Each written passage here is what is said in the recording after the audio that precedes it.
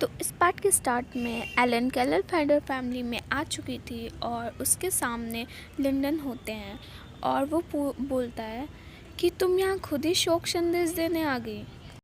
Elon भी बोल देती है कि हाँ, और उसके बाद वो सोचती है लिंडन केलन फेल्डर ये अपने भतीजे की मौत पर कोई भी दुख नहीं जता रहा है। वो सोचती है उसे बेशक ये बात पता है कि वो ज़िंदा है, और वो कहती है और मैं यहाँ तुम्हें ये भी बताने आई हूँ कि आज से 2 हफ्ते बाद तेवाकन और हाउस ऑर्कस का विवाह आज से 2 हफ्ते बाद ही होगा।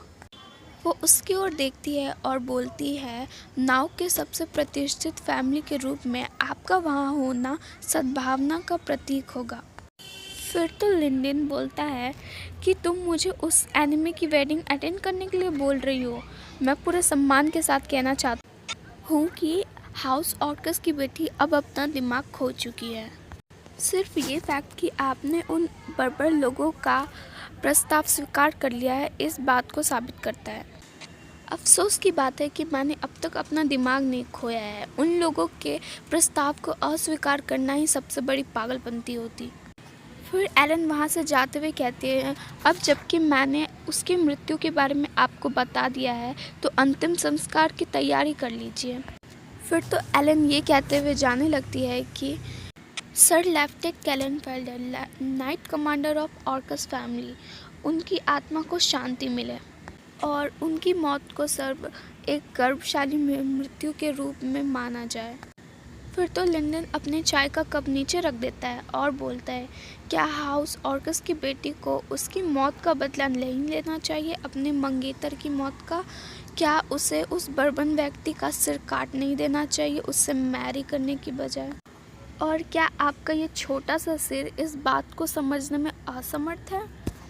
फिर तो एलन को भी गुस्सा आ जाता है और वो बोलती है अपने शब्दों पर ध्यान दो सर, आपके लिए ये कहना आसान है क्योंकि आपने अपने सैनिकों को यहाँ छुपा कर रखा है और वहाँ नाव के गार्ड्स ने अपनी जानें दे दी है। फिर तो लिंडन एलन के करैक्टर पर सवाल उठाता है और कहता है तुम ये कहना चाहती हो कि ये सब तूने नाव के लिए किया है?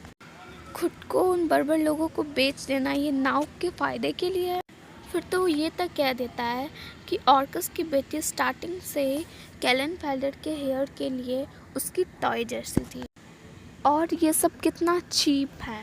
और ये सब सुनकर एलन पक चुकी थी, उसे बहुत ज़्यादा गुस्सा आता है और वो साइड में रखे जार को इतना ज़ोर का पटकती है कि वो टूट जाता है। अभी भी उसके सिर पर एक शिकन तक नहीं थी और वो उसे बस ये सब बहुत चीप लग रहा था। और एलन कहती है कि ये मैसेज उस तक पहुंचा देना, अगर वो नाव को सही सलामत देखना चाहता प्रॉब्लम्स को लेकर बस यहाँ से चले जाना चाहिए। और फिर लिंडन चिल्लाकर बोलने लगता है तुम कुछ ही वर्षों में बहुत ज़्यादा अहंकारी हो चुकी हो और आगे बढ़ो और अपना मुँह चलाते रहो बस। यहाँ कुछ भी ऐसा नहीं है जो तुम खुद कर सकती हो।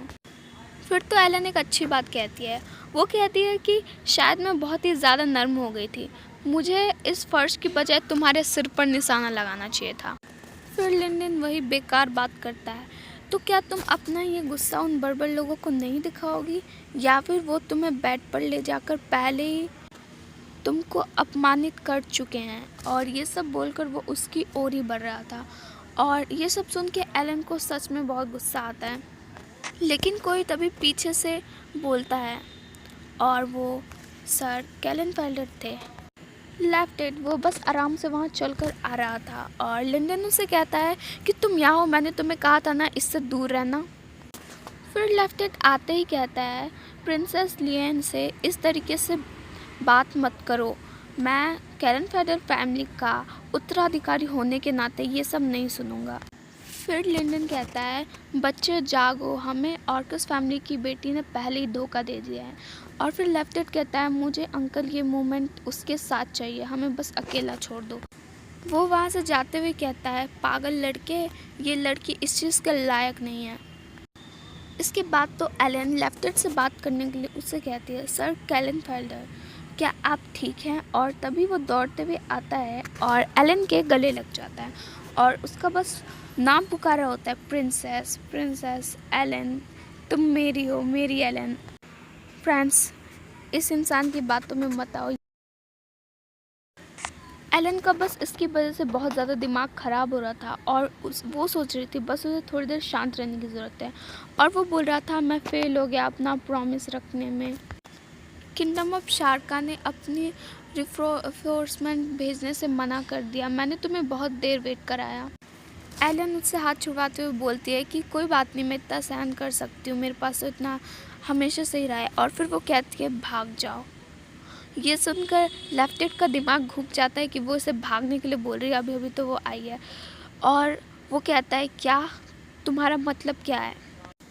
एलन कहती है इससे पहले कि तेवाकन तुम्हें यहाँ छुपा हुआ पाए तुम यहाँ से भाग जाओ। एलन सही बोल रही है क्योंकि फ्यूचर में इसके साथ बिल्कुल अच्छा होने वाला है। लेफ्टेड का फेस का रिएक्शन पूरी तरीके से चेंज हो जाता है। एलन कहती है तुम छुप जाओ और फिर लेफ्टेड कहता है मैं भाग जाऊँ, मैं अकेले भाग जाऊँ। एलन कहता है कि यही एक आखिरी तरीका है, मैं वैसे भी लॉर्ड तेवाकन से कुछ समय बाद शादी करने वाली हूँ। और लेफ्टेड का मुंह वैसे उतरा हुआ था और वो कहता है नहीं। वो एलन का शोल्डर हिलाते हुए कहता है कि प्रिंसेस तुम मुझे छोड़ रही हो, तुम इतने जल्दी इस पे कैसे गिव अप कर सकती हो। एलन सोचते हैं गिव अप करना, वो इतना ज़्यादा मासूम कैसे हो सकता है, इतना इनोसेंट कुछ इनोसेंट नहीं हुआ। वो सोचती है कि मैं नाव के लिए कुछ भी गिव अप कर सकती हूँ। एलन दोबारा से लेफ्टेड से कहती है कि बस एक यही तरीका है नाव को बचाने का। और लेफ्टेड बहुत ज़ोर से चिल्लाते हुए कहता है नॉनसेंस। एलन बहुत ज़्यादा चौंक जाती है क्योंकि उसने कभी नहीं सोचा था लेफ्टेड कुछ ऐसा भी कर सकता है। लेफ्टेड कहता है मुझे छोड़ देने से नाव की रक्षा का क्या संबंध है। एलन कहती है ना ऑर्कस और ना ही कैलन फेल्डर्स कोई भी तेवाकन के सामने नहीं खड़े हो सकते, अभी हमारे पास कोई रास्ता नहीं है। लेफ्टेड कहता है तो क्या आप उन्हें चांदी की थाली में नाव परोस कर देने की योजना बना रहे हैं जिसमें तुम भी शामिल होगी।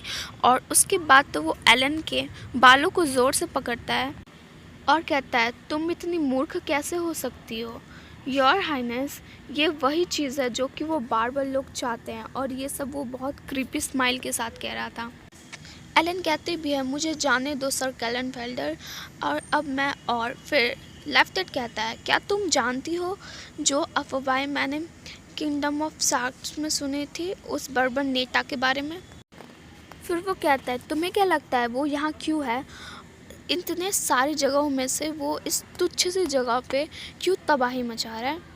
उसने अभी भी एलन के बाल बहुत ज़ोर से पकड़े हुए थे। एलन फिर भी उन रूमर्स के बारे में और सिर्फ तेवाकन के बारे में सोच रही थी कि वो यहाँ क्यों है। और फिर वो कहते हैं मुझे माफ़ करना। फिर लेफ्टेड कहता है क्योंकि वो नाव के प्रति द्वेष रखता है। और ये सुन के एलन भी बहुत ज़्यादा चौंक जाती है।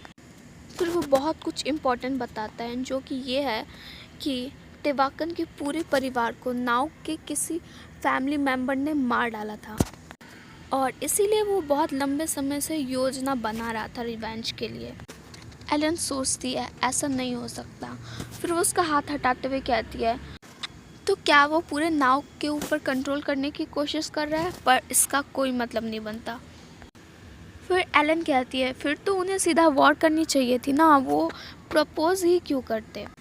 एलन कहती है अगर ऐसा होता हो तो वो मुझे कभी प्रपोज नहीं करता। लेफ्टेड कहता है तुम एक बार्बर व्यक्ति से क्या उम्मीद कर रहे हो। फिर लेफ्टेड कहता है उसे हमारी दीवारों पर 2 सप्ताह तक घेराबंदी करने की कोई ज़रूरत नहीं थी। उसके पास इतनी ज़्यादा पावर है कि वो सिर्फ 3 दिन में पूरे नाव को तोड़ सकता था, वो नाव के टुकड़े टुकड़े कर सकता था। लेकिन उसने मुझे पहले भी ये बात बताई थी अगर वो नाव को ख़त्म करना चाहता तो वो शुरुआत से ही कर देता। और एलन सोचती नहीं ऐसा नहीं हो सकता। बदला वो यकीन नहीं करती। वो कहती है कि लॉर्ड तेवाकन के बारे में यहाँ बहुत सी अफवाहें हैं, यहाँ तक कि कुछ ये भी कहती है कि वो एक फेवर मैन है। लेफ्ट जो तेवाकन के बारे में कुछ भी अच्छा सुन नहीं सकता, वो कहता है ये झूठ है। और फिर वो गंदी सी शक्ल बनाते हुए गंदी सी बात कहता है कि तुम मुझे ये मत कहना कि उसने पहले ही तुम्हें अपने बेड पर इनवाइट कर लिया था। और ये सुन के तो एलन को दोबारा से गुस्सा आने लगता है। एलन अपना मुट्ठी बनाते हुए कहती है सर कैलन फेल्डर, मैं तुम्हें अपने आप से इस तरीके से बात नहीं करने दूंगी। आपको मेरे और मेरे मंगेतर के बारे में पूछताछ करने का कोई अधिकार नहीं है। फिर एलन वहाँ से जाने लगती है और लेफ्टेड कहता है, मंगेतर, तुम उस बर्बन व्यक्ति को मेरे सामने अपना मंगेतर कैसे कह सकती हो? फिर वो बस पीछे से चिल्लाता रह जाता है, नहीं तुम नहीं जा सकती, मैं तुम्हें नहीं जाने दूंगा। फिर वो और ज़ोर से चिल्ला के कहता है कि तुम ये कैसे सोच सकती हो कि मैं बस यहाँ बैठा रहूँगा और तुम्हें किसी और से शादी करते हुए देखूँगा? और लेफ्टेड कहता है, अगर तुम ऐसा नहीं करती। फिर एलन उसकी बात काट देती और कहती है, तो क्या तुम एक और तीर चलाओगे? लेफ्टेड बस उसका नाम चिल्ला रहा था पीछे से और एलन कहती है, अगर ये बात सिद्ध हो जाए कि तुमने ही उस दिन वो एरो चलाया था तो हाउस गैलेनफेल्डर का इस देश में कोई अस्तित्व ही नहीं रहेगा। और एलन अब तक दरवाजे के पास पहुंच चुकी थी और वहां कहती है वो कि तो तुम भाग जाओ और यही एक रास्ता है तुम्हारे जीने और नाव के सर्वाइवल के लिए। और तभी लेफ्टेड आता है पीछे से और उसके सामने अपना हाथ रख देता है। लेफ्टेड ने उसका रास्ता रोक लिया था। एलन पूछती है, ये तुम क्या करने की कोशिश कर रहे हो? फिर वो कहता है, बस एक जवाब, मुझे बस एक चीज़ का जवाब दो। एलन पूछती है, वो क्या है? क्या तुम्हारे मन में उसके लिए कोई फीलिंग्स हैं? ये सुनकर एलन की आंखें बड़ी हो जाती है और वो चौंक जाती है। लेफ्टेड कहता है कि मुझे आंसर दो, तुम बस नाव को एक एक्सक्यूज़ की तरह दे रही हो। तुम उससे क्यों शादी कर रहे हो? क्योंकि तुम उससे प्यार करती हो और तुम इसीलिए मुझे छोड़ के जा रही हो। इस बात पे तो एलन हंसना शुरू हो जाती है और वो कहती है, सीरियसली? और वो हंसते हुए कहती है, सीरियसली तुम ये कैसे पूछ सकते हो? लेफ्टेड चिल्लाते हुए कहता है, बस मुझे जवाब दो।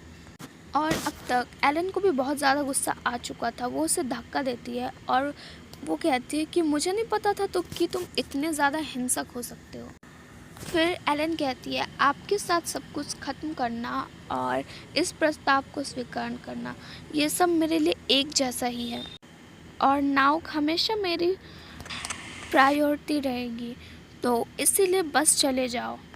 और फिर वो कहती है, और इस बार ये एक ऑर्डर है। और इसके बाद एलन वहाँ से जाने लगती है और लेफ्टेड चिल्लाकर कहता है, हॉनेस्ट, अपने साथ ईमानदार बनो और मुझे बताओ, क्या तुम श्योर हो कि तुम उसे नापसंद करती हो? और फिर वो ज़ोर से रोते हुए और चिल्लाकर कहता है, एलन। उसे इग्नोर करके कमरे से बाहर आ जाती है और चलते चलते भी बस उसी के सवाल को सोच रही होती है, क्या तुम उसे पसंद करती हो? फिर वो सोचती है, मैं उसे नापसंद नहीं करती। तो इसी के साथ ये पार्ट यहीं पर एंड होता है और इसका नेक्स्ट पार्ट बहुत अच्छा होने वाला है, तो लाइक करना मत भूलना।